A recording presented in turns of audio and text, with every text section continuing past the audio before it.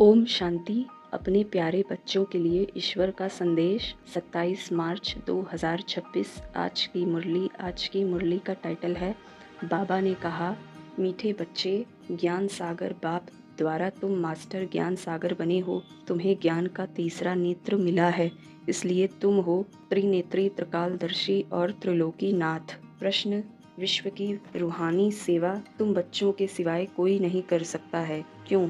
उत्तर, क्योंकि तुम्हें ही सुप्रीम रूह यानी शिव बाबा की शक्ति मिलती है। पहले तुम आत्माओं को सुप्रीम रूह द्वारा ज्ञान का इंजेक्शन लगता है, जिससे तुम 5 विकारों पर स्वयं भी विजय प्राप्त करते और दूसरों को भी कराते हो। ऐसी सेवा और कोई कर न सके। कल्प कल्प तुम बच्चे ही यह रूहानी सेवा करते हो। ओम शांति। बाप की याद में बैठना है और कोई भी देहधारी की याद में नहीं बैठना है। नए नए जो आते हैं बाप को तो जानते ही नहीं हैं, उनका नाम तो बड़ा सहज है, शिव बाबा। बाप को बच्चे नहीं जानते, कितना वंडर है। शिव बाबा ऊंचते ऊंच सर्व का सद्गति दाता है, सर्व पतितों का पावन करता, सर्व का दुख हरता भी कहते हैं, परंतु वह कौन है यह कोई नहीं जानते सिवाय तुम बीके के। तुम हो उनके पुत्र पुत्रियां, सो तो जरूर अपने बाप और उनकी रचना के आदि मध्य अंत को जानेंगे। बाप द्वारा बच्चे ही सब कुछ जान जाते हैं। यह है ही पतित दुनिया। सर्व कलयुगी पतितों को सतयुगी पावन कैसे बनाते हैं, सो तो बीके के सिवाय दुनिया में कोई भी नहीं जानते। कलयुगी दुर्गति से निकालने वाला सतयुगी सदगति दाता बाप ही है। शिव जयंती भी भारत में ही होती है। जरूर वह आते हैं, परंतु भारत को क्या आकर देते हैं यह भारतवासी नहीं जानते। हर वर्ष शिव जयंती मनाते हैं, परंतु ज्ञान का तीसरा नेत्र नहीं है, इसलिए बाप को नहीं जानते। गीत नयनहीन को राह दिखाओ, यह मनुष्यों का ही बनाया हुआ गीत है कि हम सब नयनहीन हैं। यह स्थूल नयन तो सबको है, परंतु अपने को नयनहीन क्यों कहते हैं, यह बाप बैठ समझाते हैं कि ज्ञान का तीसरा नेत्र कोई को है नहीं। बाप को नहीं जानना यह हुआ अज्ञान। बाप को बाप द्वारा जानना, इसको कहा जाता है ज्ञान। बाप ज्ञान का तीसरा नेत्र देते हैं, जिससे तुम सारी रचना के आदि मध्य अंत को जानते हो। ज्ञान सागर के बच्चे तुम मास्टर ज्ञान सागर बन जाते हो। तीसरा नेत्र माना ही त्रिनेत्री, त्रिकालदर्शी, त्रिलोकी नाथ बन जाते हो। भारतवासी यह नहीं जानते कि यह लक्ष्मी नारायण जो सतयुग के मालिक थे, इनको यह वर्षा कैसे मिला, वह कब आए, फिर कहाँ गए, फिर कैसे राज्य लिया, कुछ भी नहीं जानते हैं। यह देवताएं पावन है ना, पावन तो जरूर बाप ही बनाएंगे। तुम भारतवासियों को बाप बैठ समझाते हैं जो देवताओं को शिव को मानते हैं। शिव का जन्म भी भारत में हुआ है। ऊंचते ऊंच हैं भगवान। शिव जयंती भी यहाँ मनाते हैं। जगदम्बा, जगत पिता ब्रह्मा और सरस्वती का भी जन्म यहाँ ही है। लक्ष्मी नारायण का जन्म भी यहाँ ही होता है। वही राधे कृष्ण हैं, यह भी भारतवासी नहीं जानते। कहते हैं पतित पावन आओ, तो जरूर जरूर सब पतित हैं।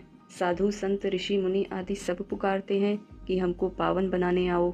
दूसरी तरफ कुंभ के मेले आदि में जाते हैं पाप धोने, समझते हैं गंगा पतित पावनी है। पुकारते हैं कि पतित पावन आओ, तो मनुष्य इसको कैसे पावन बना सकते। बाप समझाते हैं तुम पहले देवी देवता धर्म के थे, सब पावन थे, अभी पतित हैं। कहते हैं कि राह बताओ प्रभु। शिव बाबा ने स्वर्ग की स्थापना की, उसमें यह लक्ष्मी नारायण राज्य करते थे। अब तुम मनुष्य से देवता बन रहे हो। बाप कहते हैं इस मृत्यु लोक दुख धाम में तुम्हारा अंतिम जन्म है। भारत अमर लोक था, वहाँ दुख का नाम नहीं था। भारत परिस्तान था, अब कब्रिस्तान बना है, फिर परिस्तान होगा। यह सब समझने की बातें हैं। यह है मनुष्य से देवता बनने की पाठशाला। यह कोई सन्यासियों का सत्संग नहीं है जहाँ शास्त्र बैठ सुनाते हैं। इन बातों को नया कोई समझ न सके जब तक 7 दिन का कोर्स नहीं किया है। इस समय भक्त तो सब मनुष्य मात्र हैं, उन्हों की आत्मा भी याद करती है परमात्मा एक माशूक के सब आशिक हैं। बाप आकर सचखंड बनाते हैं, आधा कल्प के बाद फिर रावण आकर झूठ खंड बनाते हैं। अभी है संगम, यह सब समझने की बातें हैं। अच्छा, धारणा के लिए मुख्य सार। पहली पॉइंट, बाप की श्रीमत पर चलकर सच्ची सच्ची रूहानी सेवा करनी है। सर्वशक्तिमान बाप से शक्ति ले 5 विकारों रूपी शत्रुओं पर विजय पानी है। दूसरी पॉइंट, मनुष्य से देवता बनने के लिए पवित्र जरूर बनना है। नॉलेज को धारण कर कांटे से फूल बनना और बनाना है। वरदान, विनाश के समय पेपर में पास होने वाले आकारी लाइट रूपधारी भव। विनाश के समय पेपर में पास होने व सर्व परिस्थितियों का सामना करने के लिए आकारी लाइट रूपधारी बनो।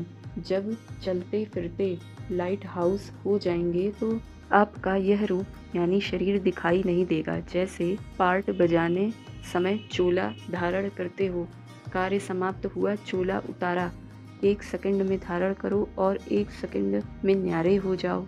जब यह अभ्यास होगा तो देखने वाले अनुभव करेंगे कि यह लाइट के वस्त्रधारी हैं। लाइट ही इन्हों का श्रृंगार है। स्लोगन, उमंग उत्साह के पंख सदा साथ हो तो हर कार्य में सफलता सहज मिलती है। उमंग उत्साह के पंख सदा साथ हो तो हर कार्य में सफलता सहज मिलती है। अव्यक्त इशारे, निश्चय के फाउंडेशन को मजबूत कर सदा निर्भय और निश्चिंत रहो। बाप सर्वशक्तिमान है तो उसका हाथ पकड़ने वाले पहुँचे की पहुँचे, यह फेथ रखो। चाहे खुद भले कमजोर भी हो लेकिन साथी मजबूत है ना, इसलिए पार हो ही जाएंगे। सदा ऐसे निश्चय बुद्धि विजयी रत्न है। इसी स्मृति में रहो। बीती सो बीती, बिंदी लगाकर आगे बढ़ो। अच्छा, ओम।